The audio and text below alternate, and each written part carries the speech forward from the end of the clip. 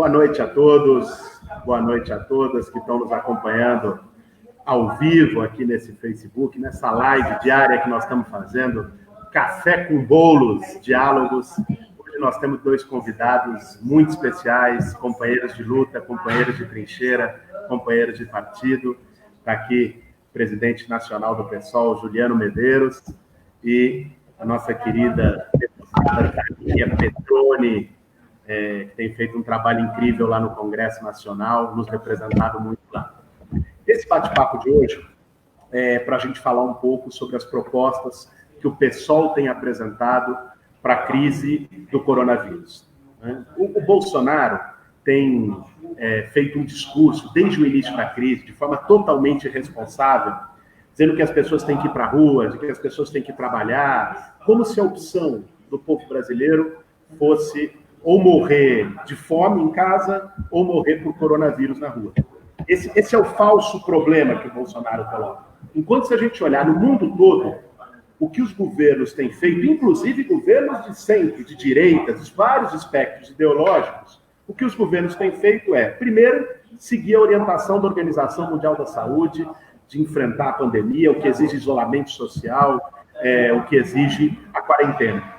Mas, ao mesmo tempo, sabendo que muita gente vulnerável precisa de apoio do Estado para poder ficar em quarentena, fazer programas, planos emergenciais para a renda, para o emprego, para que as pessoas tenham estabilidade no emprego, tenham renda garantida, suspensão de conta de água, luz, gás. No mundo inteiro está acontecendo isso.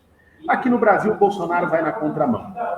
Contra a vontade dele, o Congresso Nacional aprovou já há mais de uma semana uma renda básica que até agora o governo não começou a pagar. E eu queria começar por aí, porque esse é um assunto que tem repercutido muito na internet, inclusive com a fake news do presidente, que ele é que foi o responsável, e a Thalia, que estava lá, participou da aprovação, estava virtualmente, como é possível estar agora, ainda mais a Thalia, que está grávida, nessa nova fase aí, e pode contar um pouco para nós, desmontar essa fake news e dizer para quem está nos assistindo agora, Thalia, como é que foi essa aprovação, o que é essa renda básica e por que ela não foi paga até agora. Boa noite, Thalia.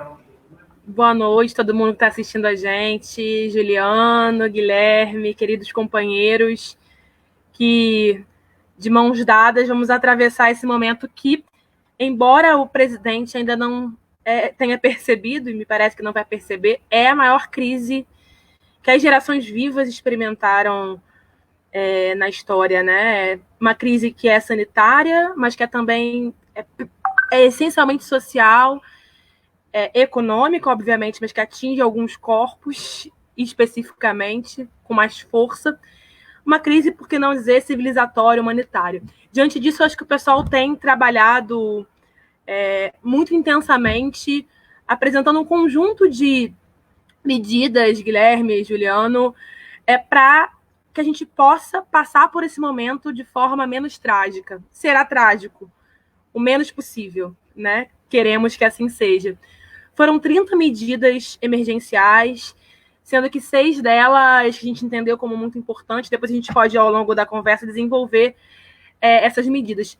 Dentre elas, a que envolve um conjunto imenso de trabalhadores brasileiros, que são aqueles que estão mais vulneráveis, estão com trabalho intermitente, estão na informalidade, estão no desemprego, trabalham de bico. A gente sabe muito bem que hoje, por conta da flexibilização das leis trabalhistas, a gente tem 40 milhões de trabalhadores nessa situação, ao menos. Ao menos 40 milhões. É muita gente.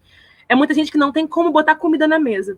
Então, a gente tinha essa proposta de partido, e a proposta de Bolsonaro era R$200. Vamos dar R$200 para essas famílias. R$200. O que faz com R$200 que não compra nenhuma cesta básica? Em conjunto com a oposição, houve uma grande pressão, que inclusive de fora para dentro, e a gente conseguiu uma grande vitória no Congresso, né, de aprovar um valor que vai de R$600 a R$1.200. Isso tem o quê? Mais de uma semana, né? Já estou perdendo o tempo. 7 dias hoje. Mais de uma semana. Mais de uma semana em que trabalhadoras domésticas, camelôs, aqueles que vivem de bico, aqueles que vendiam coisa ali no sinal, aqueles que estão ou no CadÚnico, ou trabalhadores que foram dispensados pelos seus empregadores nesse momento, e Bolsonaro dá justificativas burocráticas e administrativas para não implementar efetivamente. Então, há mais de uma semana que uma lei foi aprovada e não foi sancionada pelo presidente, que, aliás, sancionou com vetos, como um veto ao aumento do benefício de prestação continuada. Ele diz que não pode ampliar esse benefício para um conjunto maior de pessoas. Então, num momento de crise humanitária, a lógica do ajuste fiscal, eu queria terminar com isso, o que tem de fundo nisso, Guilherme e Juliano? Assim? Um governo que tem um seu discurso, na sua prática, está explícito a quem eles servem. Bolsonaro reproduz o discurso do cara lá dos justos, dos grandes empresários, da Avan, da Rede Madeiro, que diz que pode morrer 5 mil, 7 mil, que faz parte, vamos salvar a economia ao invés de salvar as vidas. A economia se recupera, vida não é possível. E é importante, inclusive, que essas pessoas tenham recursos para poder comprar no mercado, para poder... Isso, inclusive, é um gatilho de movimentação da economia. Então, é lamentável que um governo que deveria estar liderando um processo de enfrentamento à crise priorize os grandes empresários, um discurso do grande empresariado, e não implemente uma lei aprovada apontando justificativas burocráticas. Ou seja, a gente tem milhões de trabalhadores sem conseguir colocar comida na mesa. Tem periferia, vocês sabem muito bem, né, Guilherme? Quem ocupa a terra sabe muito bem que tem periferia que não tem água para lavar, para beber, água para beber, ainda mais para lavar a mão. Preço do álcool gel subindo a beça. A gente, inclusive, propôs lá um tabelamento dos preços. Como é que o trabalhador vai se prevenir? Como é que vai fazer o necessário isolamento social?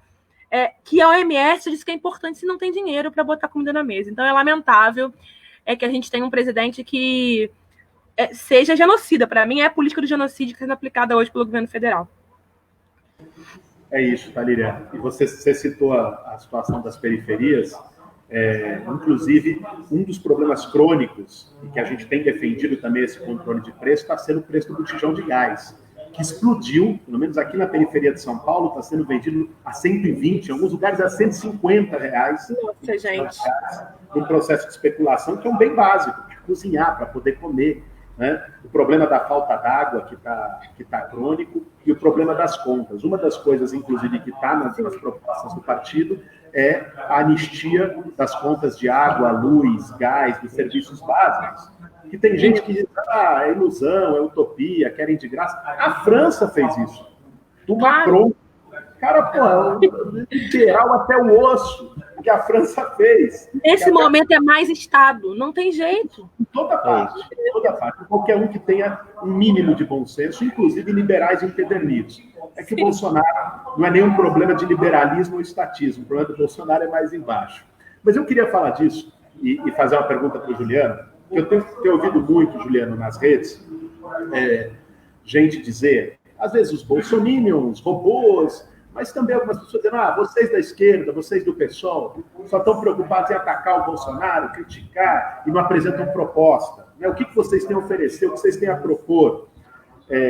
E apesar da gente ter apresentado um programa, muitas vezes as pessoas não tiveram acesso, não leram, não tiveram contato. Então eu queria que você pudesse falar um pouco do que o pessoal tem feito enquanto iniciativa, né, em relação para melhorar a vida do povo, para salvar vidas nesse momento, e também de alguns aspectos do programa Plano Emergencial apresentado pelo pessoal. Boa noite, Juliano. Legal, Guilherme. Boa noite, meu irmão. Boa noite, Thalíria, minha querida. Seguindo aí pelos meios virtuais, seguir debatendo com a nossa militância, debatendo com quem acompanha as redes do mandato da Thalíria, da luta do Guilherme. Dar uma boa noite para vocês, para todo mundo que está nos assistindo.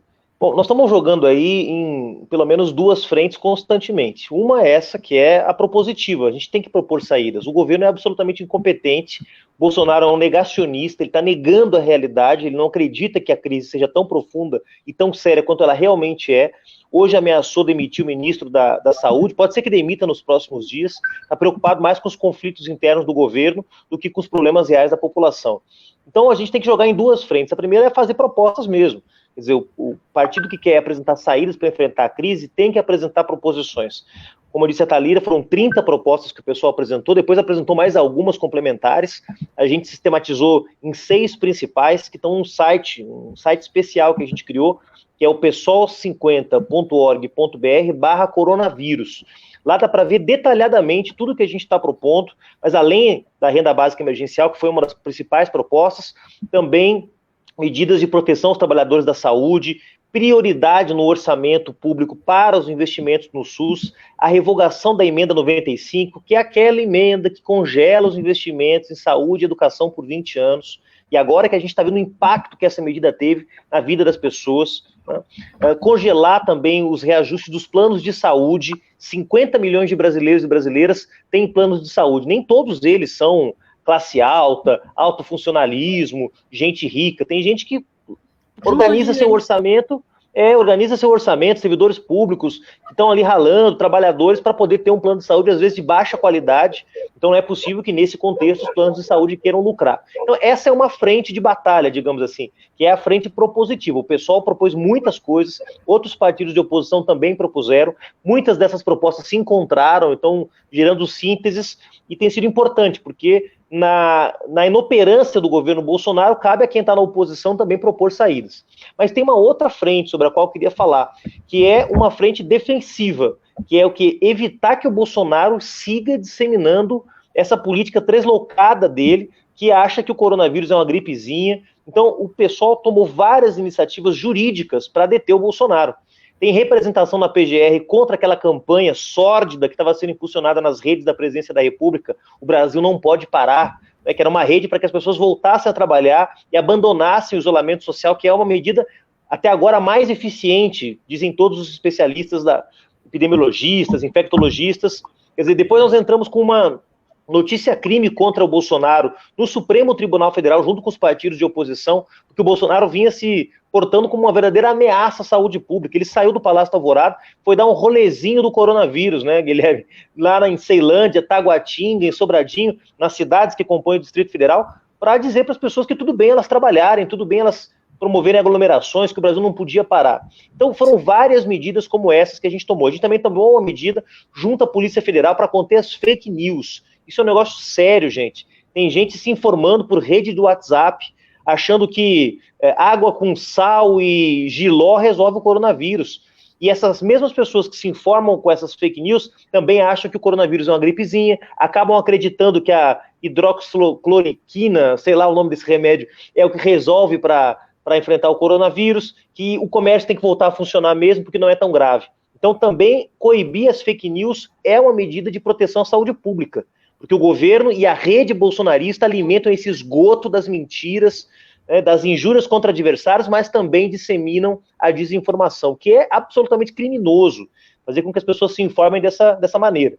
E uma outra medida que nós tomamos foi provocar o Itamaraty. Tem mais de 7 mil brasileiros e brasileiras fora do país que não conseguem voltar para o Brasil por conta da absoluta inoperância desse lunático que é o ministro das Relações Exteriores. Esse Ernesto Araújo é um terraplanista, um sujeito absolutamente atrasado sobre todos os pontos de vista, e é incapaz de botar os aviões da FAB para buscar as pessoas que estão fora do Brasil. Guilherme, Thalira, são 7 mil e poucos brasileiros e brasileiras que não conseguem voltar para o seu país para ficar perto da sua família e poder se proteger dessa epidemia. Então foram várias, além das medidas legislativas, que a Thalira pode desenvolver muito melhor, a gente também tomou medidas no âmbito partidário e judicial, para evitar que esse governo, que é o governo do caos, o governo da confusão, o governo da briga, seja também o governo da morte. Não, é isso aí, meu irmão. Eu acho que isso é fundamental. Às vezes as pessoas não estão informadas das iniciativas, quer dizer, são iniciativas jurídicas na PGR, no Supremo Tribunal Federal, são propostas legislativas, mas um ponto que a gente precisa tratar aqui também é o seguinte: nós temos uma agenda, uma proposta, um plano emergencial, inclusive o pessoal assinou junto com dezenas de movimentos sociais brasileiros, uma outra plataforma dos movimentos sociais mais ampla, com 50, 60 medidas para enfrentar a crise. Teve também dos partidos políticos, teve aquela carta que nós assinamos, presidentes de partido, lideranças políticas, ex-candidatos a presidente, que também apresentava algumas medidas. Então, nós estamos nesse debate. Agora tem um ponto, né, que é essencial, que é o seguinte: o Bolsonaro, quando a gente faz um enfrentamento, grita fora Bolsonaro nesse momento, não é para fazer politicagem em cima do coronavírus, mas é porque nós temos a convicção de que o Bolsonaro não tem nenhuma condição de liderar o Brasil durante essa crise. Pelo contrário, Bolsonaro se tornou um problema de saúde pública. Ele expande o coronavírus. Ele é um problema sanitário no Brasil. Não é só um problema político. Né? Ele é um elemento destrutivo de desinformação da população, de propagação da doença, com toda a sua irresponsabilidade. Então, o debate de propor medidas também tem que vir junto com uma outra medida, que é que o Bolsonaro não tem condições de continuar à frente da presidência da República. Queria que você comentasse um pouco disso, Thalíria, assim, dessa ideia de que o problema, a pandemia, o mundo todo está enfrentando. Nós nunca dissemos, e nem vamos dizer, que nós não somos os propagadores. É culpa do Bolsonaro. O Bolsonaro é o culpado pelo coronavírus. Agora, o Brasil, além do coronavírus, enfrenta um lunático, um irresponsável, um genocida na presidência da República, brincando com a vida das pessoas. Eu queria que você pudesse comentar um pouco da importância de, nesse momento, fazer a luta pela derrubada do Bolsonaro, pelo que ele representa no país. Exatamente. Eu acho que desde que Bolsonaro foi eleito, a gente já temia um retrocesso na democracia brasileira. E não a ideia de uma democracia que não se pega, sabe? Uma democracia etérea que o povo nunca viu. Porque a gente sabe bem que a democracia real nunca chegou plenamente para as periferias, para as favelas brasileiras. A gente tem uma fragilidade na democracia no Brasil, né? Um Brasil ainda escravocrata, ainda com uma lógica do quartinho de empregada, né? Que para mim é um símbolo ter sido uma trabalhadora doméstica, a primeira a morrer aqui no Rio de Janeiro, vítima do coronavírus, pegou da sua patroa. Isso é muito simbólico do que é essa democracia falha. Mas quando o Bolsonaro se elege, as ações foram cada vez mais fragilizando a já frágil democracia. Já se alargava uma linha do aceitável, um cara que divulga pelos meios de comunicação oficiais defesa da ditadura, que torturou gente, que matou gente, que torturou meu avô, sabe? Assim, é um negócio e por aí vai, né? Defende tortura, não vou entrar. A crise chega. E quando a crise chega de forma aguda, uma pandemia, uma crise humanitária, a maior crise sanitária da história, ela escracha ainda mais a incapacidade de direção política de Bolsonaro, que continua sendo infelizmente, não dá nem para chamar de bobalhão, porque a ação dele tem consequência muito grave para a democracia brasileira. Porque se não tem trabalho, e aí eu não tô... A ideia, se não tem dinheiro para as famílias, aí ele diz, não, para ter dinheiro para renda emergencial, precisa cortar salário de servidor público. Essa é a condição para pagar para o informal. Tira da mesa de um para pagar para outro. É momento do país. Vamos gastar. No momento de conter gastos, de ajuste fiscal. E não para por aí. É um cara que contraria não as resoluções dos socialistas, Guilherme, as resoluções de quem ocupa a terra. O cara contraria as resoluções da Organização Mundial de Saúde. No meio de uma pandemia que já matou mais de 70 mil no mundo, né? Já infectou mais de 1 milhão de pessoas no mundo. O Brasil é o terceiro país com maior taxa de crescimento desse período de contaminação. E ele vai na Ceilândia apertar a mão das pessoas. E ele tira selfie abraçando um presidente da República que atenta à saúde pública. Então é um debate econômico que tira dinheiro do trabalhador, a possibilidade do trabalhador sobreviver. É um debate sanitário de contrariar a ciência, contrariar as evidências das organizações, dos infectologistas.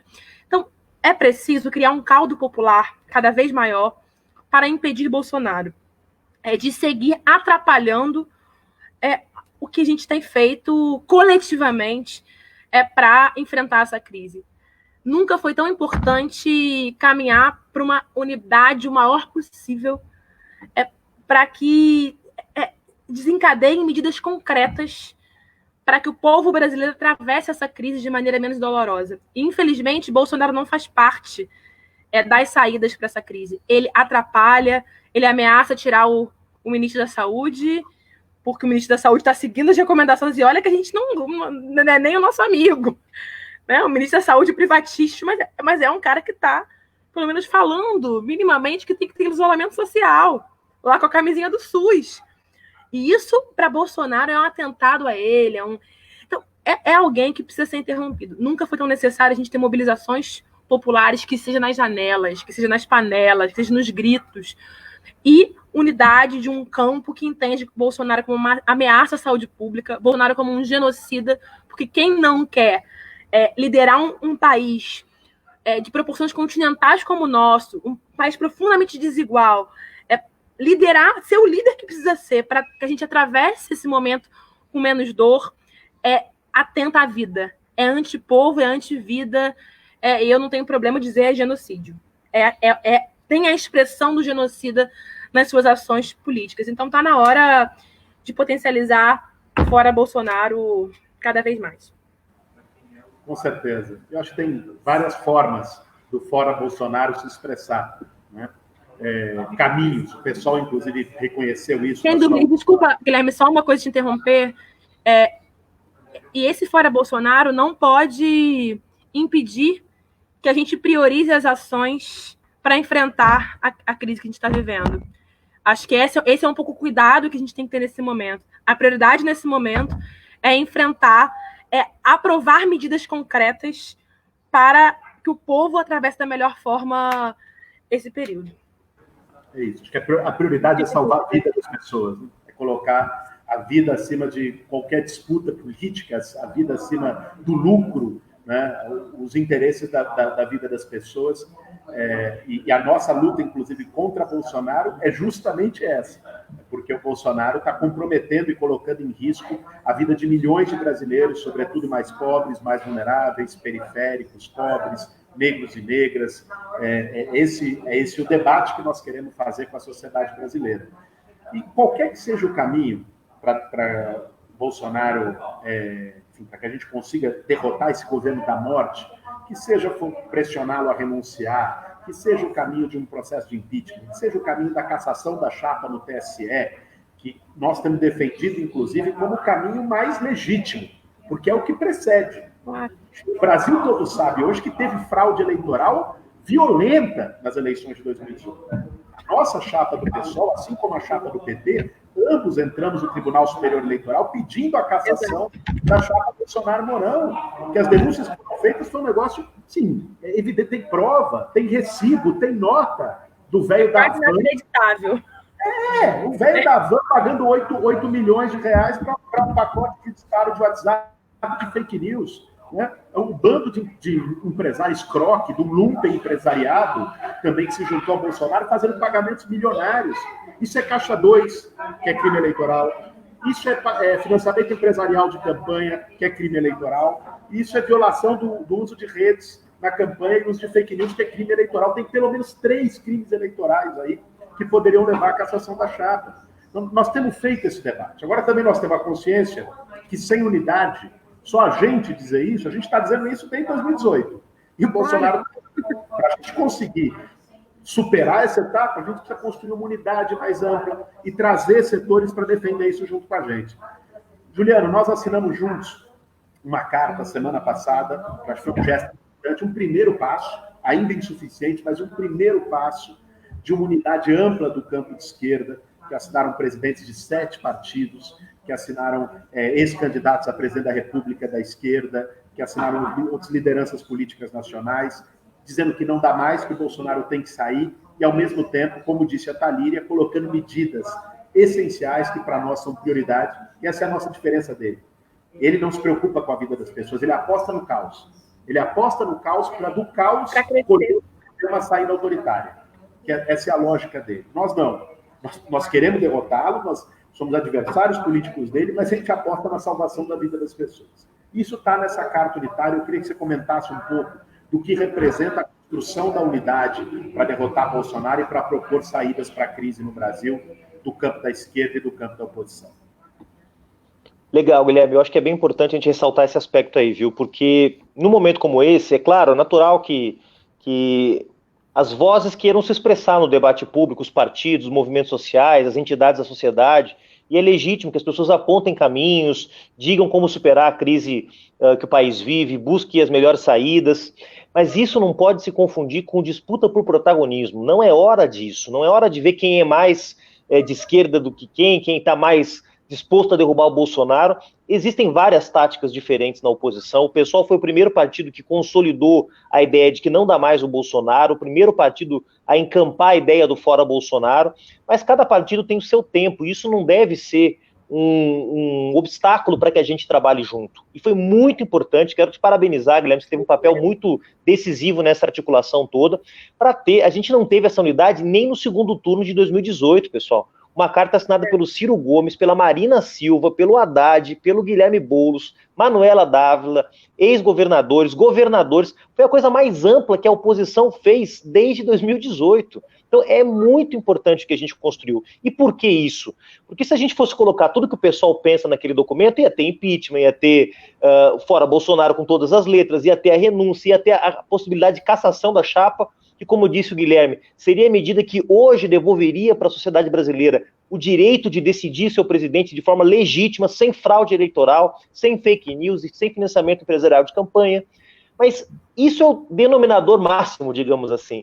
A gente busca, quando constrói a unidade, aqueles que são os pontos de consenso. Então, nesse documento, saiu a pressão pela renúncia. Eu já achei um avanço, porque eu sei que em alguns partidos esse debate ainda está avançando, está sendo feito. Então, foi bem importante a gente ter tirado aquele documento. E acho que é preciso trabalhar na unidade, claro, sempre forçando para que as coisas avancem. A unidade também não pode paralisar os atores políticos, e o pessoal não vai ficar paralisado porque tem partido A ou partido B que acha que não é a hora de enfrentar o Bolsonaro do jeito que tem que ser enfrentado. Mas a gente vai trabalhar para que todo mundo caminhe junto. Como eu disse, não é hora de disputar protagonismo, não é hora de colocar no esquerdômetro quem está melhor na foto ou pior, isso não leva a gente a lugar nenhum. A hora é de construir as condições reais, concretas, para tirar o Bolsonaro. Essa, eu diria que é o terceiro fronte de batalha. O primeiro é a batalha legislativa, que a Thalíria, os nossos deputados e deputadas do PSOL e da oposição, têm dado um combate exemplar. O segundo fronte é o fronte judicial. Nós temos que evitar que o Bolsonaro leve esse plano maluco dele, ensandecido, de dizer que não tem uma crise sanitária no Brasil e tratar o coronavírus como uma gripezinha. E o terceiro é o fronte político, sim, porque o Bolsonaro pode se converter num obstáculo às políticas de saúde que são necessárias, fundamentais para salvar vidas. Então, essa iniciativa foi muito importante. Eu espero que seja uma primeira iniciativa que possa nos levar, de fato, a construir na sociedade uma ampla maioria para tirar o Bolsonaro. A gente ainda não chegou nisso, e é preciso reconhecer que ainda temos muito trabalho para fazer. Nós temos aí pelo menos 40% de brasileiros e brasileiras, um pouquinho menos, que acham que o governo é ruim e péssimo. Só que esse número tem que crescer muito para que possa avançar um processo de impeachment. São necessários 342 votos na Câmara dos Deputados. A oposição tem 130.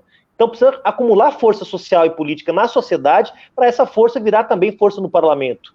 Pressionar os ministros do TSE para caçarem o Bolsonaro só se tiver mobilização. Como não pode sair na rua por conta do coronavírus, a gente é responsável, não quer que as pessoas saiam na rua nesse momento, mas é importante, então, nas redes sociais, nas janelas, nas manifestações que são possíveis, e reforçando o repúdio ao Jair Bolsonaro. É um processo, não é do dia para a noite que esse governo vai cair, mas a gente está acumulando força, trabalhando de forma unitária com a oposição, e eu acho que esse é o caminho para a gente conquistar essa vitória importante, que é deixar de ter um presidente que não pensa no povo brasileiro, e se tudo desse certo, claro, devolver ao povo a prerrogativa soberana de escolher um presidente da República que governe para todos.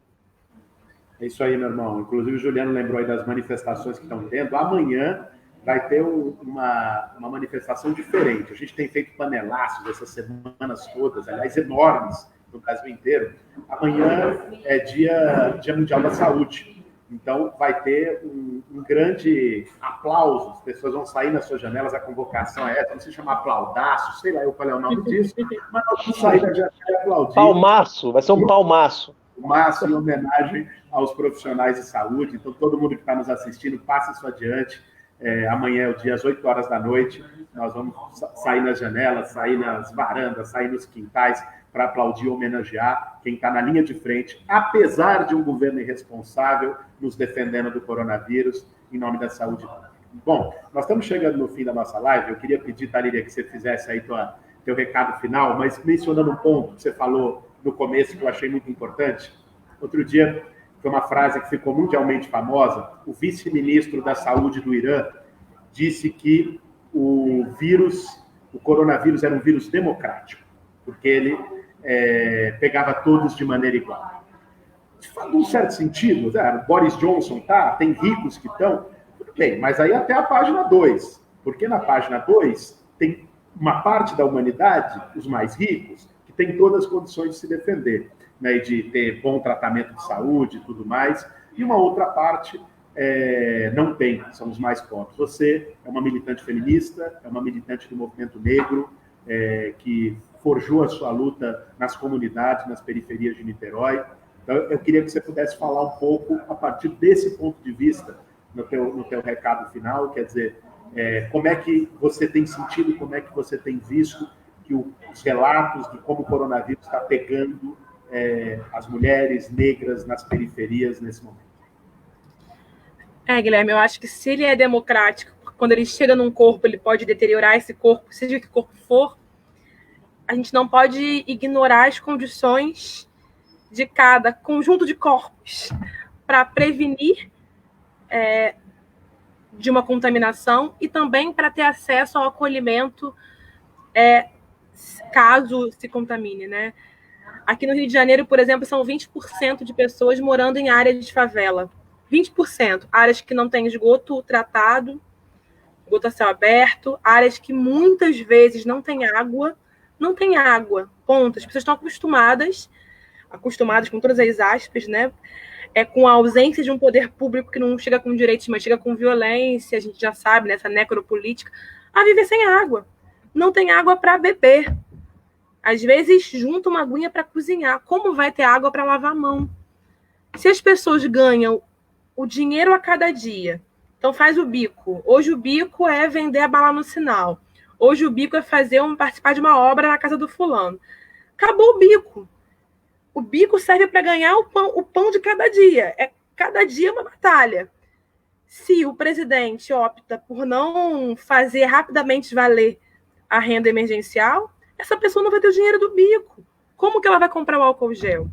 Como que ela vai comprar o feijão? Como vai alimentar a sua família para poder fortalecer a sua imunidade, inclusive, fortalecer o seu sistema imunológico? A gente sabe que e isso é algo grave. Tem muitos diabéticos, muitos hipertensos. Imagina diabéticos, hipertensos, idosos nas favelas e periferias.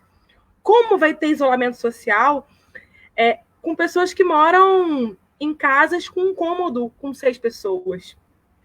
Muitas dessas pessoas, caixas de supermercado, trabalhador de farmácia, Uber, iFood, que vai e volta para casa, muitas vezes não tem como. E aí, se não tem um Estado, não dá para a resposta para isso ser Bolsonaro falar, vamos trabalhar todo mundo. A resposta para isso precisa de um Estado que garanta as condições de quem tiver que trabalhar com segurança. E quem não tiver o pão de cada dia e tiver em áreas precárias, tenha um Estado que garanta condições mínimas das pessoas passarem. Não vai impactar todo mundo da mesma forma.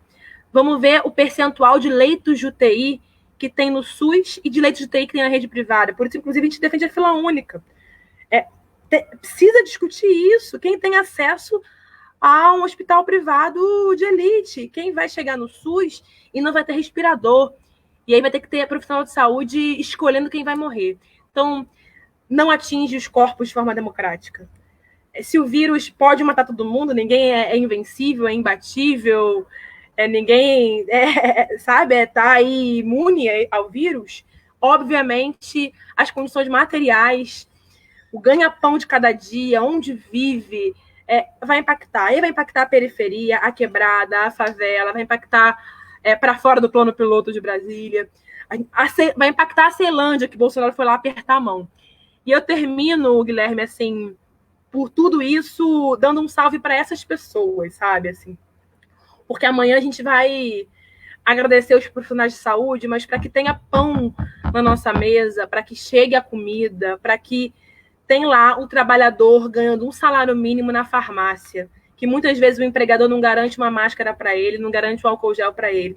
Tem lá o trabalhador, a trabalhadora no caixa do supermercado, explorada, lascada na sua vida, que faz ter mercado funcionando para chegar comida na nossa mesa. Tem motorista de ônibus, tem um caminhoneiro que transporta, tem um conjunto de trabalhadores e trabalhadores que, para que o necessário isolamento social seja respeitado, tirando o presidente que não acredita nisso, porque ele não acredita em ciência mesmo, essa massa de gente que está à frente, fazendo a possibilidade de enfrentar esse momento acontecer. Eu acho que são essas pessoas que merecem nosso agradecimento, nosso abraço, e que com certeza vê essa rede potente de gente que está fazendo a roda girar, e também, Guilherme, de solidariedade nas favelas e periferias, me faz ter esperança de que a gente vai atravessar esse momento, espero eu, e sair de outra forma do outro lado, sabe? Política é preço do pão, é preço do ônibus, é preço do álcool gel agora, política é se tá chegando água ou não na periferia, política é esse cotidiano da vida. E há muito tempo, desde antes, a periferia e a favela se unem, criando uma rede de solidariedade para ter pão na mesa de todo mundo, para ter cesta básica na mesa de todo mundo, e agora está muito potente isso também. Então, eu acho que esse é um recado. Atravessaremos esse inverno, eu acho que uma rede de solidariedade, tendo como exemplo essa rede potente de solidariedade das favelas e periferias. Isso aí, isso que você disse, eu acho, a crise e o que está acontecendo, toda a tragédia acaba sendo uma oportunidade da sociedade se rever, avaliar os seus caminhos, se colocar diante do espelho e falar o que nos trouxe até aqui. Eu acho que se a gente hoje, enquanto sociedade, sobretudo nos últimos anos no Brasil, o capitalismo como um todo, mas no nosso país nos últimos anos, se a gente botar um espelho na nossa sociedade, nós vamos ver intolerância, nós vamos ver muito ódio, nós vamos ver o cada um por si, a completa falta de empatia. O individualismo mesmo, muito total, né? Violência. E essa crise do coronavírus, com um preço duro de vidas humanas, com um rastro de destruição, de morte, não deixa de ser uma oportunidade para que a gente se repense enquanto sociedade, coloque a solidariedade. Nessas últimas semanas, acho que no mundo nunca se falou tanto de solidariedade. É um efeito colateral da crise. Você coloca a solidariedade como um valor central, organizador do nosso modo de vida, organizador do Estado, do tipo de sociedade que a gente quer. E também como exemplo, como gesto. Né? As várias campanhas, o Movimento Sem Teto lançou um fundo solidário de apoio ao sem-teto.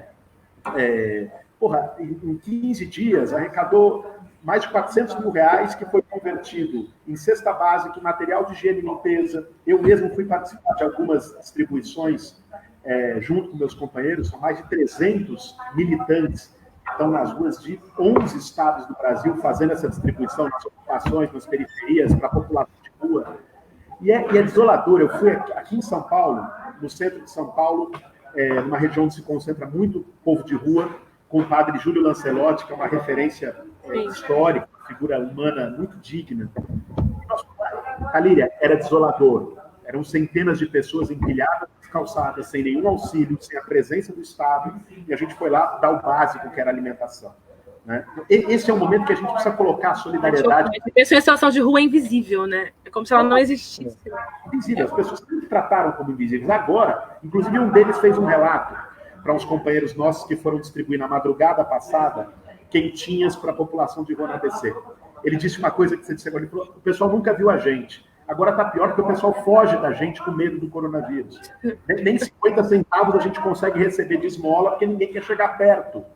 Então, é uma situação desoladora, é a falta de solidariedade completa que coloca... Eles estão aí gritando. Desculpa, eu tô sem fone, a gente vai aparecer aqui na live. Faz parte. É a forma deles, autoritária, de fazer política. Mas a nossa é do outro lado, a nossa é da solidariedade. Nós somos do time da solidariedade. Não, é o fora Bolsonaro que está aqui. É o fora Bolsonaro? Eu achei que era alguém nos xingando, nos atacando. Tá brotando, cara. Fora Bolsonaro em todo canto agora. Não gosta muito de mim, não, mas agora foi um fora Bolsonaro que só falta aí. Mas esse é um ponto, acho que a solidariedade... Não, que é isso. E para a gente encerrar nossa live, que está muito legal, Juliano, eu vi vários comentários que estão passando aqui do lado, falando, quando a Talíria falou da história da fila única, do SUS, na verdade, assumiu o controle, inclusive, da rede privada, que é o que aconteceu na Espanha, que foi uma ação, pouca gente sabe. Lamentavelmente, a gente não conseguiu eliminar no Supremo, mas que o PSOL entrou com essa ação na semana passada, pedindo a fila única no Supremo Tribunal Federal. Eu queria que, a partir desse caso, de outros, você pudesse também dar um recado final do que nesse momento tão grave, talvez na crise mais grave da nossa geração, como disse a Talíria aqui no começo, o que o PSOL, enquanto um partido que propõe a renovação da esquerda, a reinvenção da esquerda brasileira, um projeto de futuro, o que o PSOL tem a fazer e a dizer para o nosso povo nesse momento? Bom, obrigado, Guilherme, Talíria, minha querida. Foi um prazerzão estar com vocês aqui, trocando essas ideias. E eu acho que todo mundo está falando que a humanidade está toda no mesmo barco, que todo mundo está enfrentando essa epidemia. Eu diria que, na verdade, nós estamos todos sob a mesma tempestade, mas tem gente andando de iate, tem gente andando de barquinho, tem gente grudada num pedaço de pneu velho, tentando boiar. Então não é verdade que está todo mundo no mesmo barco. Nós estamos vivendo a mesma tempestade, o mundo está vivendo um momento realmente inédito nos últimos 100 anos, pelo menos, desde a epidemia da gripe espanhola em 1918. Então é muito tempo. E realmente essa geração nossa e todas as pessoas que a gente conhece não viveram isso. Então, de fato, é uma humanidade absolutamente despreparada para enfrentar uma situação como essa. Mas, ao mesmo tempo, como você fala, é sempre difícil. Outro dia eu falei isso numa live com a Talíria, ela até puxou minha orelha, não pode falar de oportunidades. Mas, na verdade, nós também temos que usar as crises como um instrumento para a gente pensar como é que poderia ser a sociedade superando essas crises, né? E eu acho que de tudo que está acontecendo, além da solidariedade, além da fraternidade que vocês ressaltaram, tem aí uma oportunidade de a gente pensar novas formas de organização da economia. Eu queria falar sobre isso. Não tem muita graça para terminar uma live como essa, tão inspiradora, falar de economia. Mas olha, nos últimos 20 anos, 30 anos, nos disseram que o Estado era o problema. Que o problema para que a economia pudesse andar, para que o mercado pudesse funcionar, para que os empregos pudessem acontecer magicamente, seria o mercado se regulando sozinho. Pois basta uma epidemia como essa para demonstrar que o mercado está única e exclusivamente interessado nos seus interesses, na preservação dos seus lucros, dos seus ganhos, né? E todo mundo agora corre para o Estado, como correu em 2008, quando teve a grande crise bancária, que se tornou crise da dívida também, né? Então, eu acho que nós estamos diante de uma grande oportunidade, que é de pensar um novo modelo de organização da economia, um novo papel para o Estado, né? E a esquerda que não conseguir entender isso, a esquerda que não conseguir entender que a disputa do Estado voltou para o centro da disputa de toda a política, não consegue entender mais nada. Quem achar que é possível sair dessa crise fazendo aliança com as velhas raposas de sempre, vindo aqui buscando os velhos poderosos para compor algum projeto de conciliação, não entendeu o que está acontecendo. Acabou o neoliberalismo e nós temos a oportunidade de colocar no lugar do neoliberalismo algo muito mais eficiente, muito mais solidário, muito mais justo, que é uma economia que possa atender as necessidades fundamentais de todas as pessoas. Nós continuamos achando que isso se chama socialismo. Deem o nome que quiserem dar para isso. Mas como o nosso socialismo é um socialismo moderno, portanto um socialismo com liberdade, que essa crise que a gente está vivendo possa também, de alguma forma, incentivar, entusiasmar as pessoas para saírem um pouco da caixa e pensarem em um futuro possível a partir de novas perspectivas inovadoras, criativas, não sobre as regras do mercado, mas sobre as regras da solidariedade que vocês mencionaram também nas falas de vocês. Obrigado, Juliano. Valeu, meu irmão. Valeu, Talíria. Obrigado para todo mundo que nos acompanhou nesse nosso bate-papo até agora. Depois, se você que nos acompanhou quer entender melhor, ver todas as propostas que o PSOL apresentou para sair dessa crise, entra lá no site do PSOL, www.pessoal50.com.br, tracinho coronavírus, é isso, Juliano? .org.br/coronavírus. O presidente do partido me corrigiu e colocou o site. Eu ontem na live errei umas 30 vezes esse site. Gente, valeu mesmo. Obrigado por nos acompanhou. E amanhã nós temos uma outra live aqui no nosso Café com Bolos. Amanhã, às 19 horas também aqui no Facebook. Vai ser com a Gleisi Hoffmann, presidente do PT, para falar da importância da unidade da esquerda. Beijão, família. Abraço, Juliano. Tchau. Tchau, tchau.